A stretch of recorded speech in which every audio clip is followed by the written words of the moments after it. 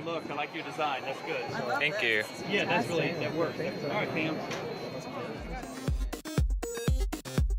For step one, what is the problem and what are the constraints? Problem was to make a arcade game. Had to be a certain size for one. Yeah. 2x3x3. I think it had to be less than $40 too. I feel like the biggest problem is that we fail the class if we don't do it, so. Yeah, that's another constraint. Step two, imagine. As far as brainstorming ideas goes, Like a pinball machine is kind of like the epitome of like an arcade game, so like if it ain't broke, don't fix it, I guess. I mean, yeah. And then for step three, as far as planning goes, We did a lot of drawing. Definitely spent a lot more time in the planning stage than in the building Yeah. stage. gathering materials took kind of a while. Also got a lot of stuff from the craft center, so thanks to them. A lot of their tools and stuff Followed up too. on Twitter. So for step four, create, we did that pretty much in the last week. Just building stuff, putting the Arduino stuff together, wiring stuff up. That probably like took most of the time though, that we actually like spent doing stuff. Because like we were a lot more productive in like the last week than we were in like the Yeah. first several. True. Step five, improve. There was some fine tuning to do with like the flippers and stuff. Flippers, they kind of would get stuck. Yeah, we had to figure it. lubricate it. Kids Yeah. liked it, that's all Yeah, that yeah, the matters. kids have tons of fun. Yeah, that Oh. was the goal. We did go through the process a couple of times with the software for the Arduino. Yeah, that's We true. went through several revisions.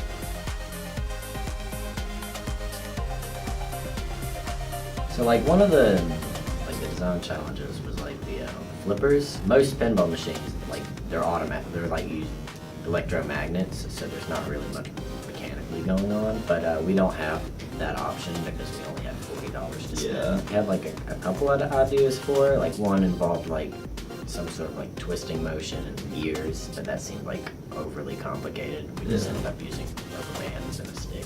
So as far as the Arduino stuff went, we had several major components that had to be either inputs or outputs for the Arduino. There was the Arduino, obviously, as represented by the blue box. The Arduino was powered by my computer because we initially tried to power it with a 9-volt battery, but due to all the stuff that was going on with it, there's a lot of current fluctuations that the Arduino couldn't handle itself. Then from the Arduino, there was a bunch of stuff going out to a breadboard, which then connected all the inputs and outputs, the inputs being the buttons and stuff that were connected to the bumpers and the losing function, and the outputs being the LCD that displayed the score and high score.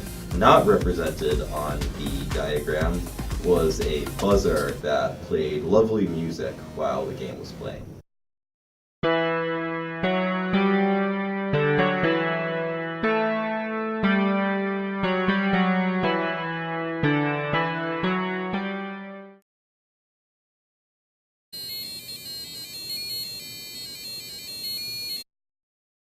As I said, like a 5 or 20 cent piezo transducer does not make pretty music. The way the score was originally supposed to work was that there's two little bumpers that were like connected to buttons that were supposed to increase your score each time you hit them with the ball, but they weren't glued on very well and they were really hard to like actually press in the first place. So yeah, because of that, we ended up, during FEDD, the last revision of the code ended up being that the score was based off of how long you played the game before you lost, and the bumpers became like bonuses that you could get. Well, we didn't win. No, but we should have. There were a lot of creative True. arcade machines there. Like they look pretty Yeah, awesome. I think the arcade game was people put the most time into it. Here's some more advice for people doing FEDD in the future. Do not wait too late. I promise you, you might very well run out of time. You have to have ample time to do these projects, and definitely use the craft center because they helped us out a lot with our project, and I know they'll help with everyone else. So.